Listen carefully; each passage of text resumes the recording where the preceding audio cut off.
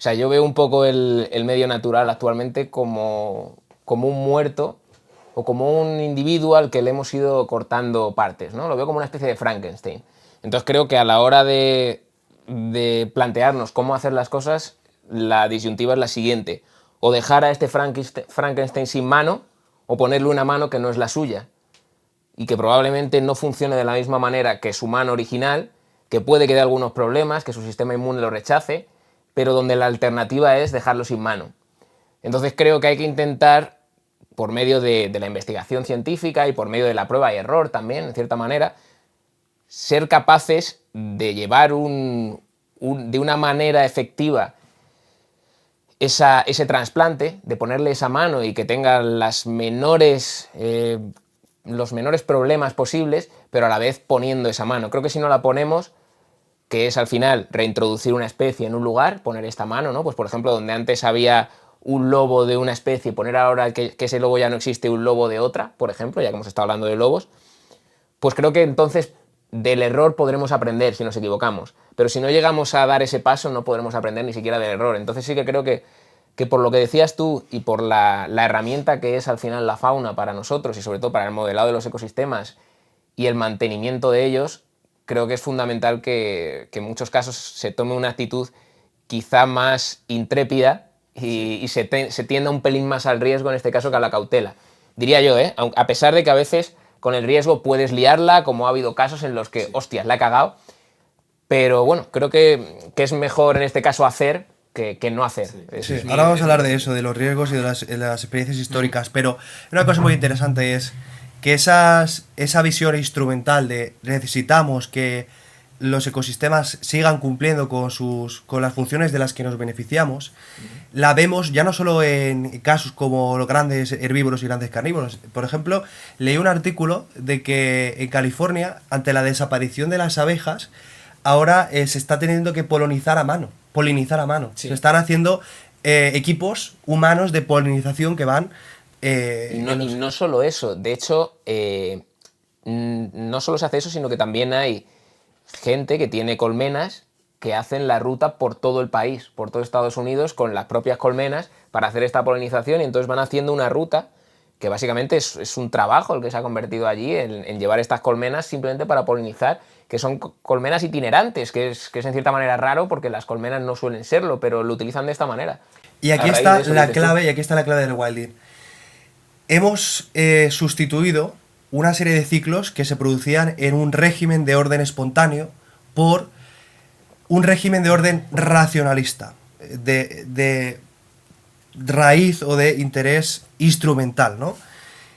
Y en la medida en que vamos sustituyendo, vamos, como decías, ¿no?, quitando miembros de ese cuerpo orgánico, como si se tratase de un megaorganismo, que es lo que dice, por ejemplo, la hipótesis Gaia, ¿no?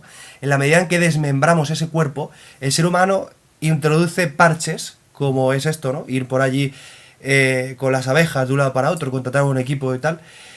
Pero, claro, es que esas abejas que antes polinizaban de manera espontánea y natural nuestros cultivos, no solo lo hacían con nuestros cultivos, lo hacían también con las praderas que había alrededor. En definitiva, formaban parte, los ecosistemas artificiales que nosotros creábamos formaban parte de un orden superior, ¿vale? Y a día de hoy, ya lo hemos dicho en el vídeo del lobo, ¿no?, que ya el 94% del total, 96% del total de la biomasa de mamíferos son nuestros cuerpos, los cuerpos humanos, y el cuerpo de nuestros ganados, ¿no?, perros, vacas, y también de nuestros animales domésticos como los perros, los gatos, etcétera, ¿no? Entonces, lo que hemos hecho es cambiar una serie de dinámicas que se producían de manera espontánea por nuestro orden racional, que el problema es que la naturaleza es un sistema caótico en el cual cuando tú empiezas a tocar variables, el resultado, los outcomes, ¿no?, los resultados de esas variaciones iniciales en ocasiones son impredecibles, y en gran parte eso es la crisis ecológica que vivimos hoy, que hemos tocado tantas cosas que ya es tan impredecible, ¿no?, que nos enfrentamos a problemas de colapsos de distribución, de sequías, de cambios en el régimen climático, etcétera, ¿no? Sí. Bueno, no sé, quiero decir, luego, por un lado, encontramos lo que tú has dicho, me ha gustado la parte esa de lo de ser más o menos intrépido, ¿no? Ujú. Que es que, quiero decir, las cosas están yendo muy rápidas. Y como tú dices, cada vez están apareciendo más catástrofes naturales o cada vez, o sea, quiero decir, la gente yo creo que se está empezando a dar cuenta ahora con no me acuerdo cómo se llama el ciclón este que ha llegado a Florida, que básicamente Biden ha dicho o desalojáis o morís, ¿no? Sí. Con la película esta, la de no mires arriba o no sé. Don't Look Up. Don't Look Up. Peliculón, ¿eh? Peliculón. Sí, Claro, no decir, mires arriba en español, claro. sí, sí. Entonces, claro, que quiero decir, nos estamos empezando a dar cuenta ahora de lo que le hemos cagado. Entonces creo que hace falta ese punto de atrevimiento que dices, ¿no? Entonces, no sé, yo por ejemplo en el mundo del lobo me he encontrado mucho, porque quiero decir, el lobo en España se exterminó de gran parte del mundo. Por cierto, perdón, si queréis enteraros de todo el rollo este que estamos hablando, de que hemos sí. hablado del lobo, en mi canal, Mario de Wonder, tenéis una charla en la que estamos los tres ahí hablando al respecto. Por si queréis verla, hago el spam aquí en el canal de Sergio. Tenéis que verla. Y bueno, cuando hablo de España hablo generalmente de todo el mundo, ¿no? El lobo se persiguió, entonces ahora un poco lo que se busca es que esta especie recupere sus territorios originales, ¿no? Y pues su función, su papel como depredador apical en esos ecosistemas. ¿Qué ocurre? Que en muchos lugares se ha estancado esa repoblación, esa dispersión, y por lo tanto pues lo que se plantea es reintroducirlo en ciertas especies, ¿no? Y aquí nos encontramos ya con este debate de un poco de rewilding, de gente que te dice, no, es que tiene que llegar por su propio pie, sería lo propio, fomentar corredores ecológicos o no sé qué para que llegue a la especie, que está muy bien, ¿no? Es decir, lo primero, protejamos la especie, y una vez que está protegida, facilitemos que recupere su distribución. Entonces, muy bien, totalmente válido, ¿no? Y otra opción es, vale, pero eso nos va a llevar 30 años, es lo que se estima más o menos que puede llegar el lobo, entre 20 y 30 años de llegar a Andalucía.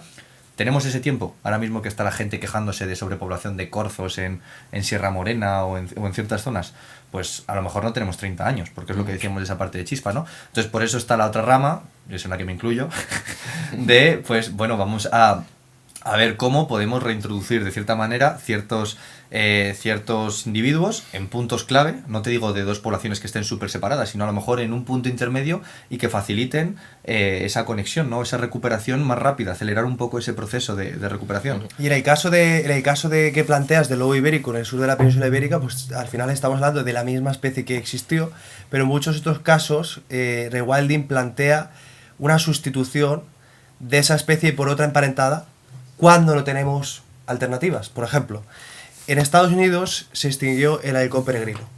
Y era una subespecie que era de allí.